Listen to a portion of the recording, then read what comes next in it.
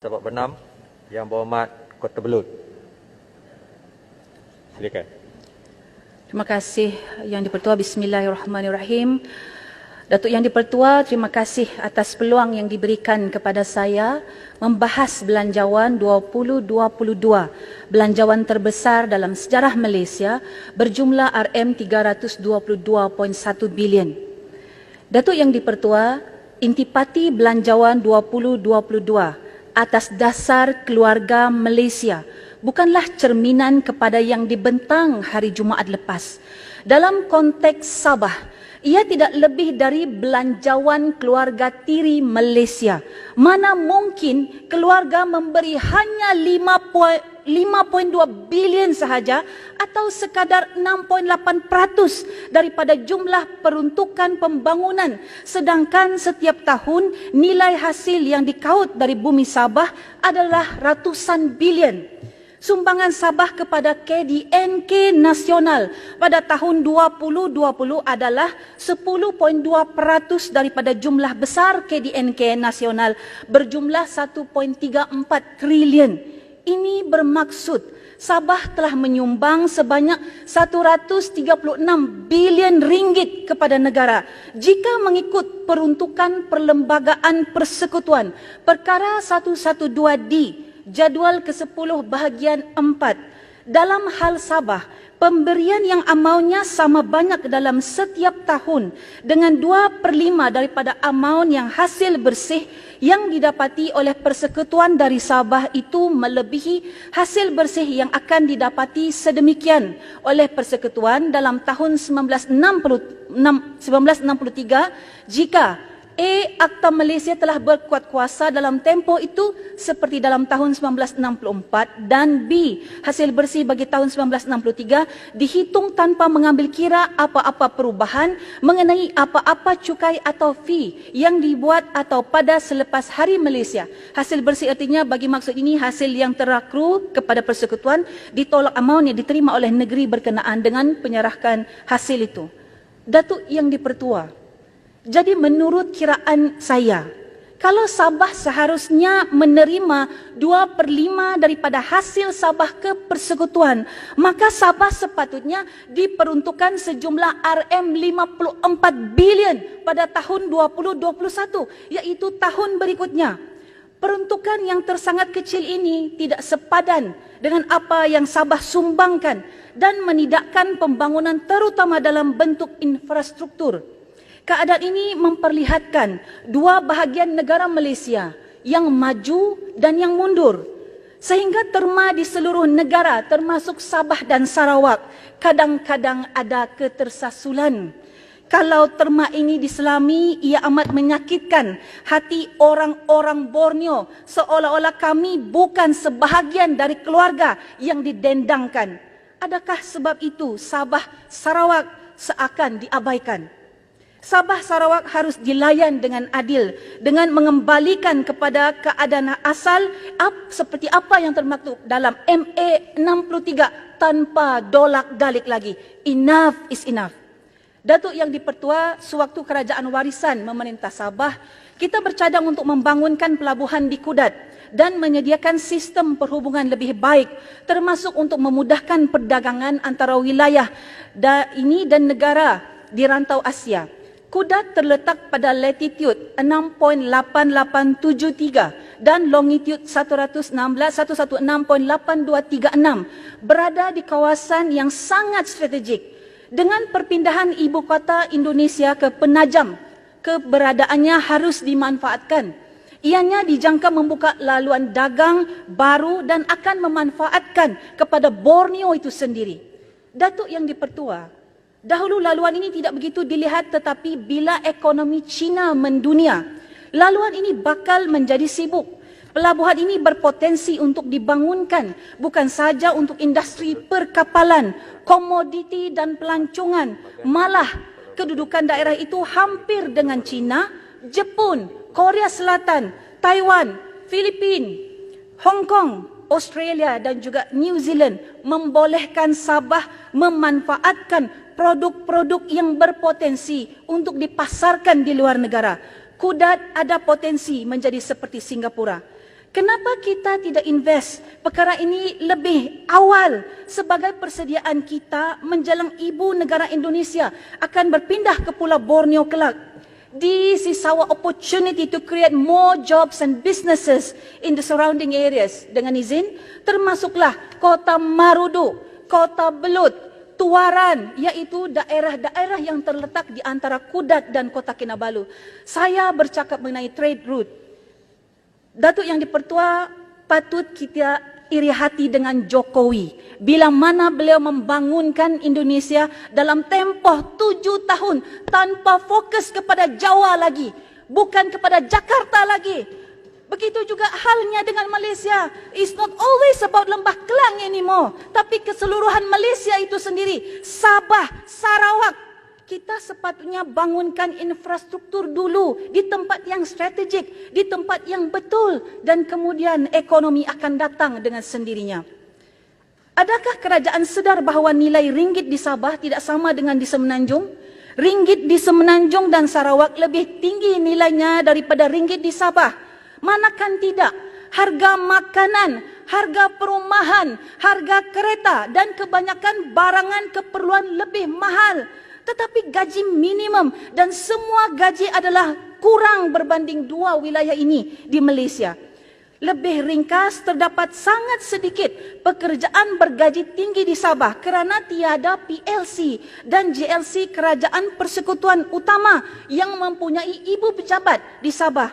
It is time to bring them to Sabah. Dengan kewujudan GLC dan PLC utama di Sabah, kita akan dapat limpahan ekonomi yang besar. Bukan sahaja peluang pekerjaan akan lebih banyak, malah secara tidak langsung akan dapat meningkatkan kesaling hubungan yang selama ini telah lama dipinggirkan oleh kerajaan persekutuan. Datuk Yang di-Pertua, pertumbuhan ekonomi tidak boleh dijana hanya menerusi pendekatan jangka pendek seperti pakej rangsangan. Ia turut memerlukan masalah jangka panjang struktur asas ekonomi ditangani dengan berkesan termasuk pembangunan sumber manusia, pendidikan, pembangunan prasarana, teknologi dan juga produktiviti. Datuk Yang di-Pertua, sebanyak RM746 juta akan digunakan untuk menaik taraf sekolah-sekolah daif di Sabah, sebanyak 112 projek dan Sarawak 165 projek telah diumumkan oleh Yang Berhormat Senator Menteri Keuangan dalam ucapan belanjawan 2022 pada Jumaat lepas. Cuma beberapa soalan saya masih belum terjawab sehingga ke hari ini. Saya pernah mohon sekolah-sekolah ini dimasukkan dalam cadangan RMK 12 tapi tidak dijawab langsung walaupun jawapan bertulis. SK Tamu Darat, SK Melangkap, SK Mengkulat, SK Pandasan, SK Peladuk yang rata-rata sekolah ini melibatkan pembinaan bangunan gantian bilik darjah, blok pentadbiran, makmal sains, kantin dan lain-lain kemudahan. Saya ingin maklumkan di Dewan yang mulia ini, sekolah-sekolah yang saya sebutkan ini, Datuk Yang di-Pertua, masih lagi sekolah kayu selepas 58 tahun pembentukan Malaysia. Dan saya ingin tahu, adakah sekolah-sekolah ini dimasukkan dalam belanjawan 2022? Saya juga ada bertanyakan soalan mengenai status pembinaan Politeknik Kota Belut yang pernah diumumkan suatu ketika dahulu juga dalam bahas RMK 12 tapi langsung tidak dijawab. Datuk Yang di-Pertua, 50 juta ringgit juga disediakan melalui Pusat Pembangunan Kemahiran Negeri seperti di Sarawak, Johor dan Pulau Pinang bagi meningkatkan tahap kemahiran TVET untuk 5,000 pekerja dalam bidang seperti kimpalan minyak dan gas, automasi perindustrian dan mekatronik. Kalau kita amati, kebanyakan industri ini berkaitan dengan wilayah Sabah, tapi kenapa Sabah tidak dimasukkan dalam peruntukan ini? Kerajaan persekutuan mempunyai tanggungjawab keseluruhan untuk menggalakkan pelaburan domestik dan asing. Sabah kurang mendapat perhatian walaupun kami mempunyai kelebihan di dalam industri seperti minyak, gas dan kelapa sawit. Sabah tidak lama lagi akan menjadi pengeluar minyak terbesar dan mempunyai simpanan gas terbesar.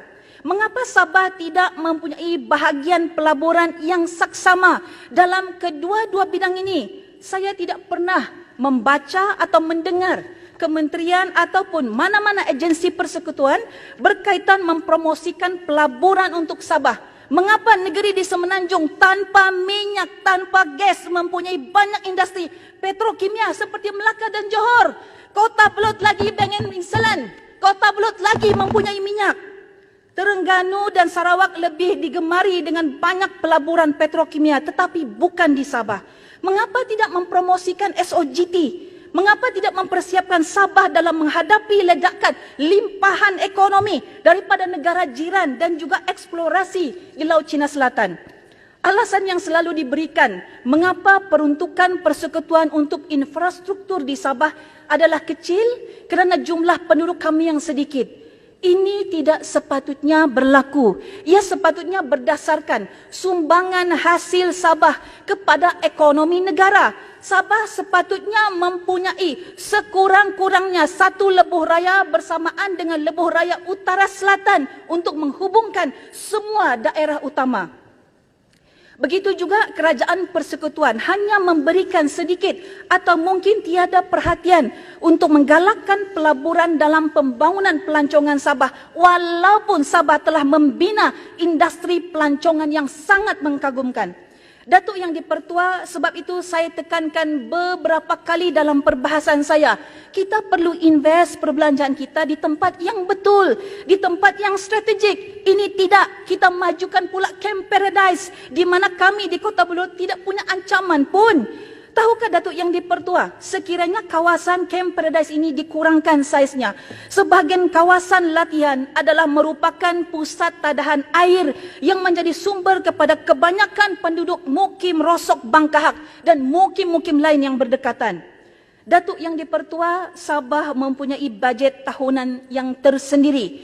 Malah kita terus-menerus mengikuti dan mematuhi rancangan Malaysia yang pertama sehinggalah ke RMK12 baru ini selama lebih 50 tahun.